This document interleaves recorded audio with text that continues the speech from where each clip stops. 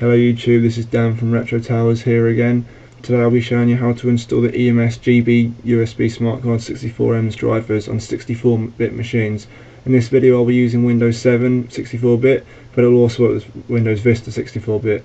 This is the warning just before the video starts. If you don't need to do this, I wouldn't recommend watching it, as this video is very long and it will probably be really boring, but I hope this helps you if you do want to do it, and enjoy. Alright, so download everything in the description box below and make a folder on your desktop, call it EMS, then put all the documents in that folder that you downloaded. You're also going to need Winrar. You can download that by googling Winrar. After this, go on search, type in user and click on user account control settings, and bring the little bar down to never notify at the very bottom. You're going to need to restart the computer now. After restarting your computer, disable your antivirus software, and trust me, nothing will go wrong. As long as you don't go on any websites that you're not supposed to right now, then you shouldn't get any viruses or anything. After this, go to DCO13B, run it as administrator, click next, yes, and then go to sign assist. Go to enable test mode first, and then after this you're going to need to restart the computer, unfortunately. After restarting, get back to the video and you can watch the next part. Okay, so after restarting, the first thing you should notice is at the bottom of the right hand corner of the screen it says test mode Windows 7 build 7000. So this means that now you can sign system files with DCO13B, which will then mean that we can eventually install the drivers. So firstly what you have to do is you have to extract the files EMS link v3.10 and GB USB. And then what I do is I rename these files, but I don't think you need to do this, but I do it just because I think it helps, but I don't know if it does one bit or not. So this tutorial is quite similar to other tutorials on the internet, but I just made some tweaks to the tutorial because when I followed other tutorials it didn't actually work, but after making these tweaks I got this to work. So yeah, basically what you have to do is you have to open up DCO13B, run it as an administrator, and then this time, instead of clicking test mode enabled, you click sign a system file.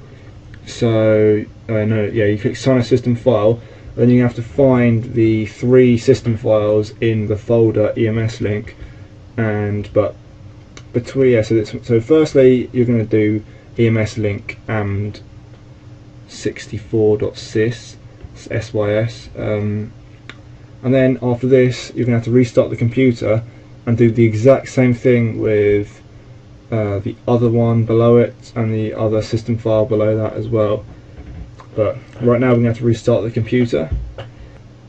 Yeah, it is pretty annoying having to restart the computer this many times, but when I tried it another time and didn't restart the computer between every single signing of a system file, it didn't actually work. So I'm not sure if that is the complete reason for why it didn't work, but it could be, so that's why I do it, and that's why I suggest you to do it as well.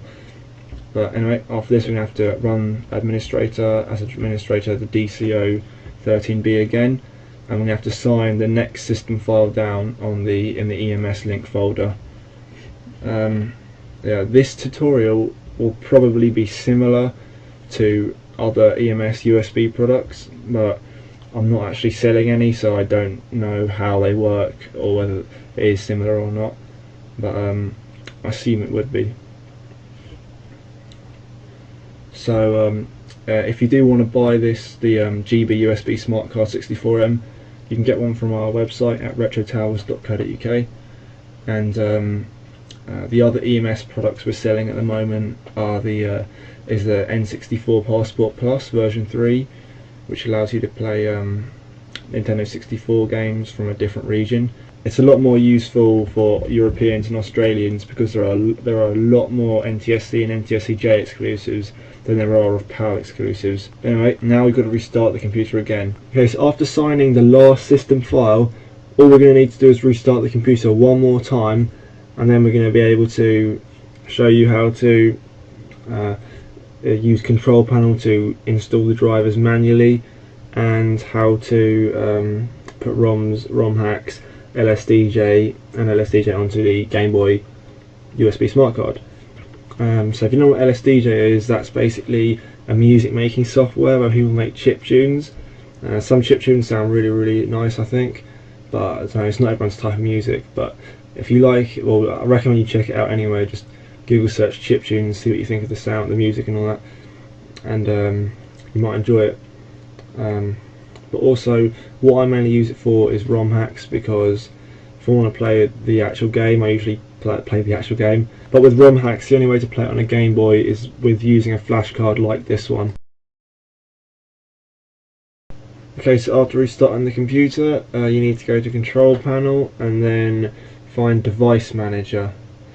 Sorry it's going so really fast now, I'm not really sure why the mouse and everything isn't synced together, but just find Device Manager, and then after this you're going to need to get a GB USB smart card and plug it into the USB port.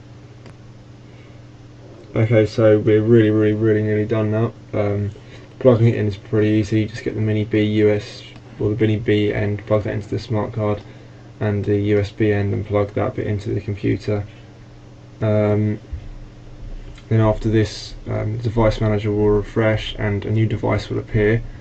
You have to go down, move your mouse down to the unknown device and click update driver software, then browse my computer for driver software, and then find the folder you saved all the sys files that you signed earlier, which is an EMS link for me. It should be for you as well. Then after that, click next and it will start installing. You'll get a message, and you definitely want to install the driver software anyway. The reason why it says this is because when Microsoft made Windows 7, they made it so that publishers and driver people that make drivers had to pay the money so they could get signed. So then the drivers would be really easy to install. This is pretty annoying, but I hear Windows 8 is a lot worse. And now after that, EMS interlink cable has been installed. So now what you should do is open up the GB USB program, which is in the GB USB folder, and then after this you can just add ROMs and all this good stuff. Okay, so as you can see in the bottom left corner of the GB USB smart card window, it says device connected, and if you had done this before it would have said device not connected, which was pretty frustrating for me when I couldn't connect it before, but it's pretty good now that it's connected. Anyway, so to add games, you choose the page number up here, and then you click add, find a ROM you want, and then you'll click write, and then that will go onto the GB USB smart card. Then if you want to go onto another page, you go to page 2 up the top. But yeah, unfortunately it only can fit one save RAM, but it can fit 2 games. So if you want to change, you have to find your computer again, plug the USB in, and change game. But after installing the drivers for the first time, every other time you want to use the GB USB smart card, it's really easy. You just plug it in, drag the games on, and that's all really. Okay, so the last part of the video is just to make sure your antivirus is back up and running and your user account settings are back to moderate, because now once we've assigned the system files, we don't need these to be turned off anymore. If you want to buy a GB USB smart card, you can get one from our website at retrotowers.co.uk.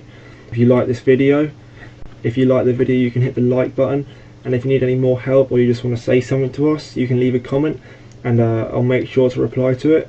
I don't know if I'll be able to help you anymore, but I'll see what I can do. Also, if you want to see more videos where we talk about our products and show you tutorials on how to use them, you can subscribe to this YouTube channel. Anyway, thanks for watching, and I hope to see you again.